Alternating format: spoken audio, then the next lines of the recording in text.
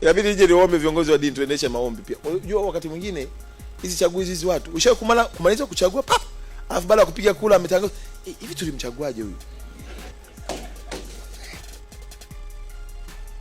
Yaani kuna kuwa na kawingu fulani kanapita kama vile kana kamata fahamu za watu. Na maana maandiko matakatifu yanasema kwamba rushwa hupofusha macho. Kwa mimi niwaombe sana, asasi za kiraia tuungane, NGO tuungane. Yaani hapa liwe jambo sio la mtu mmoja, yaani iwe ni familia, iwe sehemu ya mapambano. Viongozi wa dini, viongozi wa kimila, tuko kwenye laini moja. Vyombo vya sheria tuko kwenye laini moja.